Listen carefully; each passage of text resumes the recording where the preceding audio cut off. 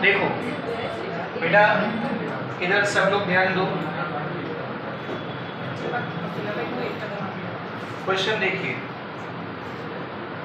इधर, at what height from the surface of earth will the value of G be reduced by 36% from the value at surface of earth। मतलब किस height पे जाने पे जो G की value है वो 36% कम हो जाएगी। 36% कम हो जाने का मतलब ये भी होगा कि केवल 64% रह जाएगी। तो 36% कम हो जाने के लिए आप क्या करो, जो G डैश होगा वो 64% ऑफ क्या होगा, G। नहीं समझे? तो G dash is equal to 64G divided by क्या हो गया, 100 हो गया। तो यहाँ से G डैश बाई G की वैल्यू आ गई 64/100। सही है। और हमने कल आपको बताया था ऑल्टीट्यूड में G का क्या फॉर्मूला होता है, न्यूमेरिकल्स के लिए जो बताया था, G dash is equal to G upon 1 plus H by R का होल स्क्वायर। सही।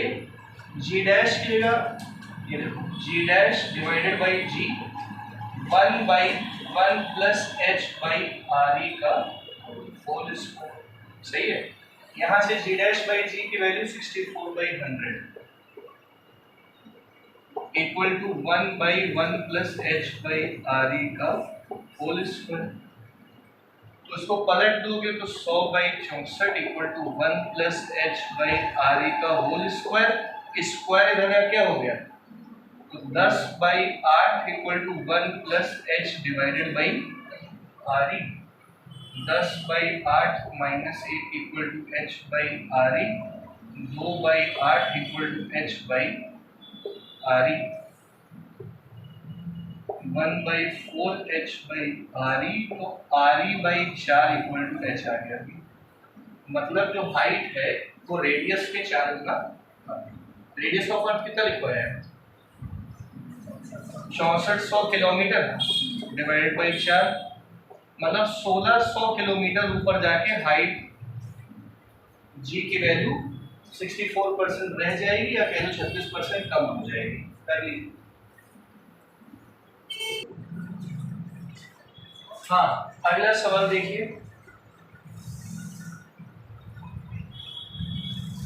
फाइंड, क्या समझ गया ना question, find the percentage decrease in the weight of body in which, find the percentage decrease in the weight of body, find the percentage decrease in the weight of body when taken to a height of, when taken to a height of 32 kilometer above the surface of earth, when taken to a height of 32 kilometers above the surface of earth। नहीं समझे? अर्थ की सतह के 32 kilometre ऊपर जाने पे क्या change आएगा परसेंटेज वेट में, वेट में क्या चेंज आएगा। देखो बेटा सब लोग एक बात, कितनी हाइट ऊपर जा रहे हैं, 32 किलोमीटर, और जो रेडियस ऑफ अर्थ है वो 6400 किलोमीटर है। तो टेक्निकली हम लोग बहुत ऊपर नहीं जा रहे हैं। मतलब क्या हुआ कि हाइट जो है वो बहुत कम है किससे, तो आप लोग ये वाला फॉर्मूला डायरेक्ट लगा सकते हो, G dash equal to G 1 minus 2H by binomial वाला, कि इसकी वैल्यू अगर बहुत छोटी है, ऐसा याद आ रहा है, तो नेग्लेक्टिंग हायर ऑर्डर टर्म्स कर सकते हैं हम लोग। तो अगर H की वैल्यू बहुत छोटी हो RE से, तो ये वाला फॉर्मूला लगाना, G dash equal to G 1 minus 2H by RE। समझ गए? अब देखो यहां से निकालना क्या है, परसेंटेज चेंज इन वेट, और परसेंटेज चेंज इन वेट निकालने के लिए ऊपर जाने पे कितना, पहले कितना वेट था वो माइनस ऊपर जाने पे कितना वेट हुआ अपॉन इनिशियल वेट कितना था इनटू यही फॉर्मूला लगेगा, initial minus final upon initial into.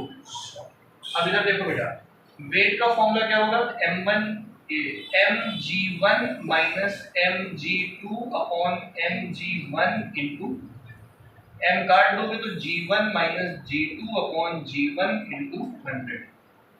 g1 मतलब अर्थ पे ग्रेविटी कितनी है, g, ऊपर जाने पे ग्रेविटी क्या हो जाती है, नीचे ग्रेविटी कितनी होती है, इंटू 100। नहीं है समझ में? इसको हम लोग क्या लिख सकते हैं, g बाई जी कितना होता है, यहां लिख रहे हैं, तो g बाई जी को लिख दिया 1 minus g dash by g into 100। तो हमें बस g डैश बाई जी निकालना है, जो यहां से निकल जाएगा, g dash by g equal to 1 minus 2h by are e, 32 by 6400, 164 by 6400, 1 minus 1 by 100 that is 99 by, इसमें लिख दो g डैश बाई जी की जगह 99 बाई 100 आया। 1 minus 99 by 100 is 1 by 100 into 100, कितना चेंज आएगा, मतलब 32 किलोमीटर ऊपर जाने पे 1% वजन आपका कम हो जाएगा। समझ गए? इधर देखिएगा, a body hanging from a spring, spring से बॉडी को लटका दिया गया, stretches by 1 centimetre at earth surface. जैसे हमने क्या कहा, एक स्प्रिंग को पकड़ा, बेटा देखना, स्प्रिंग को अर्थ की सरफेस पे जब पकड़ा हमने, तो बॉडी पे जो वजन लगा है उसकी वजह से बॉडी 1 सेंटी, वो जो स्प्रिंग है वो 1 सेंटीमीटर स्ट्रेच हो गई सरफेस ऑफ अर्थ। तो बताना है कि 1600 किलोमीटर ऊपर जाके अगर उसी स्प्रिंग को स्ट्रेच किया जाए, स्प्रिंग को, तो वो कितना स्ट्रेच, नहीं समझ पाए? अर्थ की ग्रेविटी पे, मतलब अर्थ की सरफेस पे वो स्प्रिंग जो है कितना कंप्रेस, कितना स्ट्रेच हुई, 1 सेंटीमीटर स्ट्रेच हुई, सही है। तो at 1600 kilometre above the surface वो कितना स्ट्रेच होगी ये पता करना है हम लोगों को। तो इसको x बोल देते हैं, ये x डैश हो जाएगा। सवाल समझ में आ गया है? नीचे ग्रेविटी ज्यादा है इसलिए स्ट्रेच ज्यादा होगी, ऊपर ग्रेविटी क्या है, कम है तो स्ट्रेच कम होगी। बात समझ में आ रही है? सारा खेल किस पे डिपेंड करेगा, देखो। अच्छा, force exerted on a spring कितना होता है, फोर्स ऑन अ स्प्रिंग कितना होता है, F इक्वल्स टू AX, है ना। जितना फोर्स ज्यादा उतना ये डिस्प्लेसमेंट क्या करेगी, ज्यादा करेगी, ठीक है। और F किसकी वजह से है, उसी के वजन की वजह से। F equal to mg equal to kx, सही है। तो g is directly proportional to क्या हो गया, x, मतलब g on the surface of earth upon g at a height 1600 kilometre will be x upon x dash. Surface पे g है g, तो डिस्प्लेस को स्प्रिंग कितना स्ट्रेच हुई, 1 सेंटीमीटर। कितना स्ट्रेच होगी अगर g जो है ऊपर चेंज हो गया, सही है। तो यहां से g डैश बाई g को लिख सकते हो x डैश बाई x, और g डैश बाई g का क्या फॉर्मूला है, 1 upon 1 plus h by R E का होल स्क्वायर। क्यों ये वाला लगाया, 1 minus 2h by R E क्यों लगाया, क्योंकि 1600 किलोमीटर बहुत ज्यादा डिस्टेंस है, छोटी डिस्टेंस नहीं है, इसलिए g डैश बाई g का ये वाला फॉर्म लगाया, equal to x dash by x। तो 1 बाई 1 प्लस h की जगह लिखा 1600, आर ई कितना होता है 6400 का स्क्वायर x डैश, और अर्थ पे कितना स्ट्रेच में थी 1 प्लस 1 बाई 4 का whole square equal to x dash 1/5/4 का होल स्क्वायर, ये आ गया 16/25 सेंटीमीटर स्ट्रेच। नहीं है समझ में?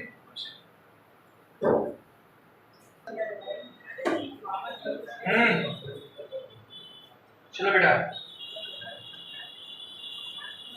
बोले सवाल, देखो सवाल, find the percentage decrease in weight of body, find the percentage decrease in weight of body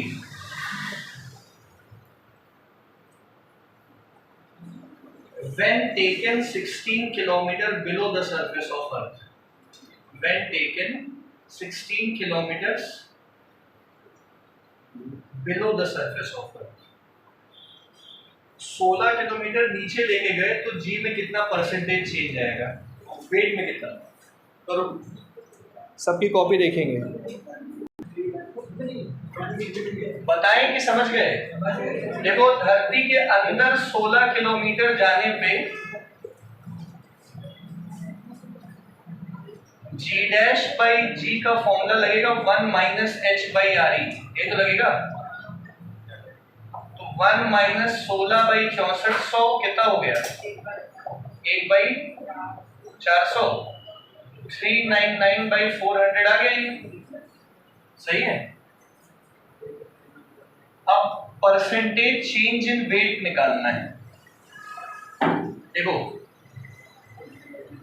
percentage change in weight is initial weight minus final weight upon initial weight into 100, mg1 minus mg2 upon mg1 into 100, m उड़ा दो, g1 है g2 है g dash और g1 है g into 100, कर लो यहाँ से, g by g 1, g dash by g into 100, g dash by g की वैल्यू यहाँ पुट कर दो, तो 1 माइनस 399/400 इंटू 100 कितना आ रहा है, 1/4%। अगला सवाल करो।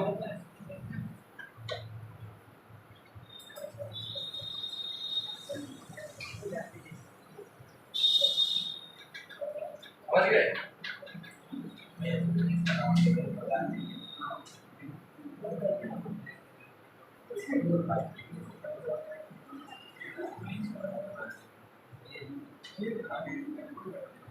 ये सब आसान क्वेश्चन।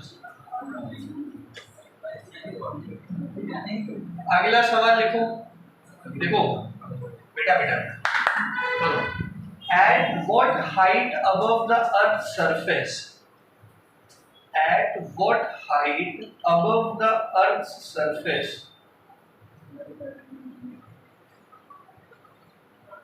है ना, हाइट फाइंड करनी है, the value of g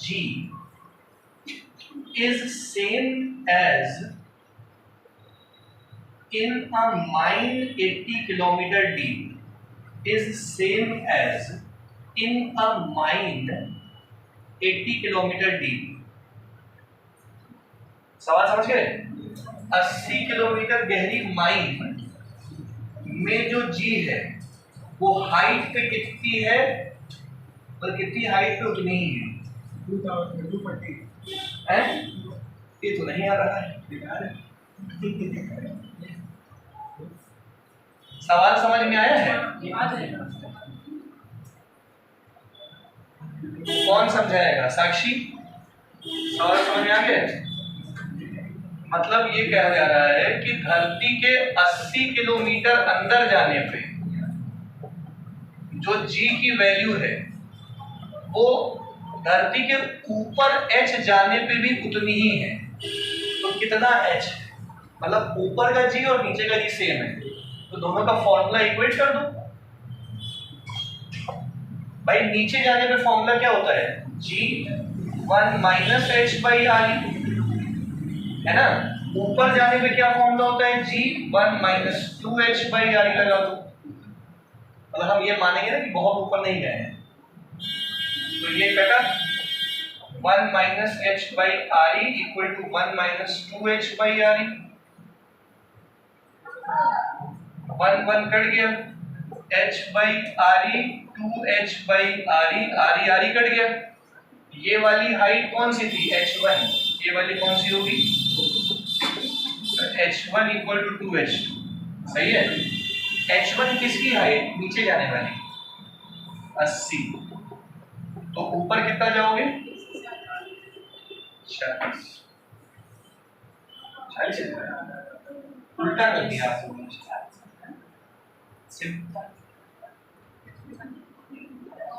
चलो बेटा इधर ध्यान दो, अगला सवाल देखो। तो हम लोगों ने ऊंचाई और गहराई दोनों समझ ली, अब घुमाई समझेंगे, गोल गोल घूमेगी अब धरती। देखो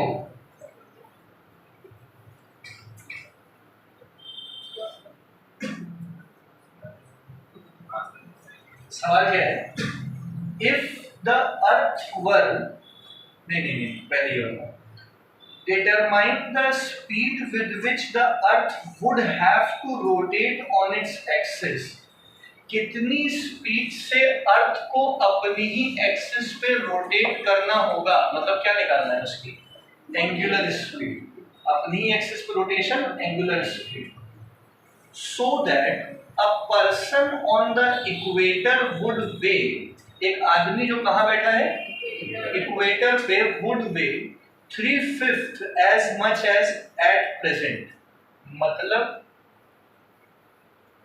कितना ओमेगा होना चाहिए, समझ गए। अगर एक आदमी का वजन जो कि कहाँ बैठा है वो 3/5 हो जाए उसके ओरिजिनल वेट से, ठीक है। टेक द रेडियस 6400 किलोमीटर, सवाल समझ लीजिएगा एक बार, कितनी एंगुलर, ये एंगुलर वेलोसिटी है भैया, वेट नहीं है, और ये वेट है, तो कितनी एंगुलर वेलोसिटी से अर्थ रोटेट करे ताकि इक्वेटर पे बैठे आदमी का वजन अपने ओरिजिनल वजन का 3/4 हो जाए, 3/5 हो जाए। मतलब अभी हमारा जो भी वजन है ना, मान लो कि भैया हिमांक है, हिमांक का वजन कितना है 60 नहीं होगा 60 है, चलो हिमांक क्या है 160। अच्छा इधर देखो, तो हिमांक का वेट मान लो 60 है, तो धरती अपनी स्पीड से घूम रही है, धरती कितनी तेजी से घूमे कि हिमांक का वजन कम हो जाए, 3/5 रह जाए, नहीं समझ पाए। तो आपको कल मैंने वो फॉर्मूला बताया था ना, देखो बेटा, from g dash equal to g minus R E omega square cos square theta, ये फॉर्मूला बताया था अर्थ के रोटेशन की वजह से जो वजन कम होता है, सही है। अब नजरें बोर्ड पे रखो, पहली बात तो बोली गई है इक्वेटर, क्या बोला गया एट इक्वेटर। इक्वेटर का मतलब अगर हम सोचें ये धरती है तो ये हिस्सा इक्वेटर कहलाता है, और इक्वेटर पे थीटा की वैल्यू 0 डिग्री होगी, एट इक्वेटर थीटा इक्वल क्या हो जाएगा, पोल्स पे क्या होगा, इधर इधर इधर पोल्स पे 90 डिग्री हो जाएगा, है ना। तो g dash equal to g minus R E omega square cos 0 कितना हो जाएगा भैया, हाँ इक्वेटर मतलब ये, अरे धरती गोल है, लाइन नहीं गोल है, तो हमने धरती को गोल लाइन देखा है, समझे।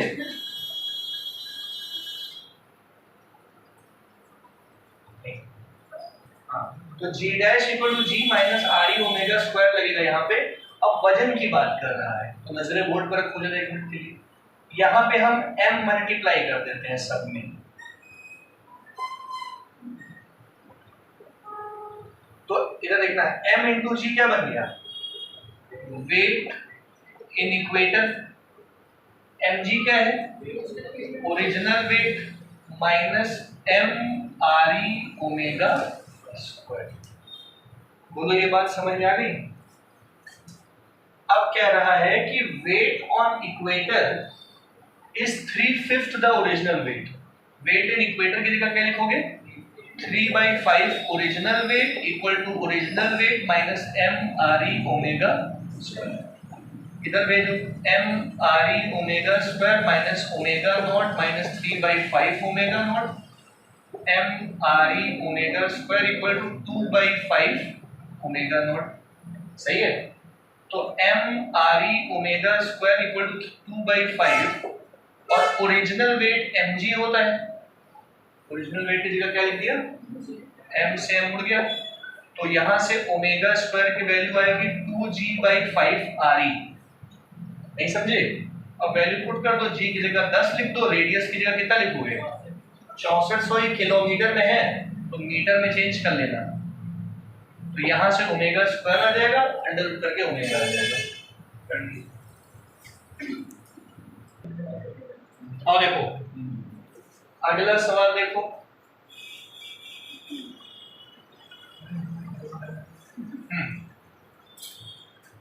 अब अगर हम ये माने कि धरती गोल है, ठीक है, और धरती गोल है और उसका रेडियस जो है वो 6.4 × 10⁻6 मीटर है, ठीक है, तो बताना क्या है कि एक्सेलरेशन ड्यू टू ग्रेविटी की जो वैल्यू है पोल्स पे और इक्वेटर में कितने डिफरेंस में। नहीं, देखो हमें बताना क्या है कि पोल्स पे g की वैल्यू और इक्वेटर पे g की वैल्यू के बीच में डिफरेंस कितना आएगा। पहले तो आपको एक बात बताते हैं, g डैश, सब लोग देख लेना बेटा, g dash equal to g minus r e omega square cos square theta formula होता है।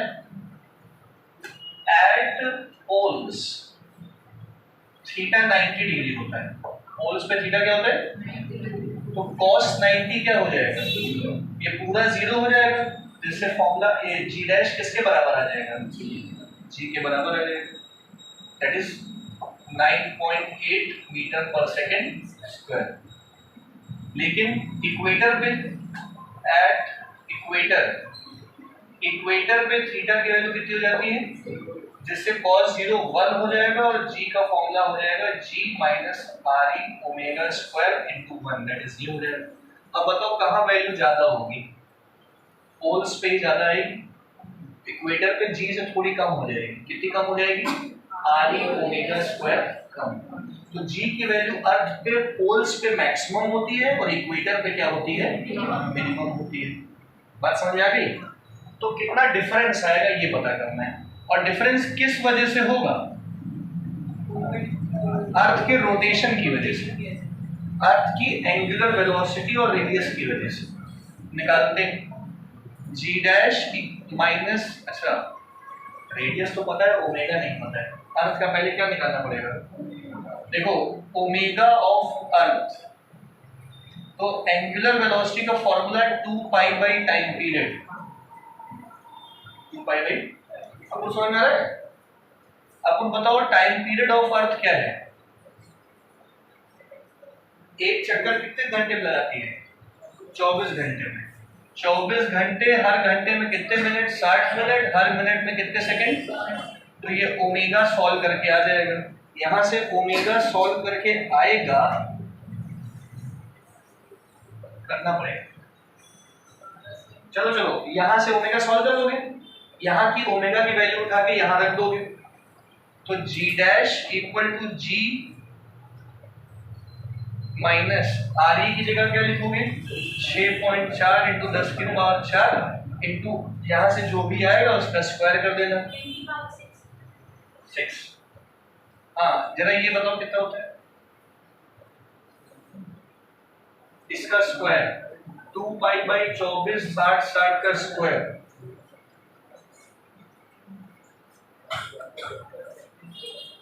जल्दी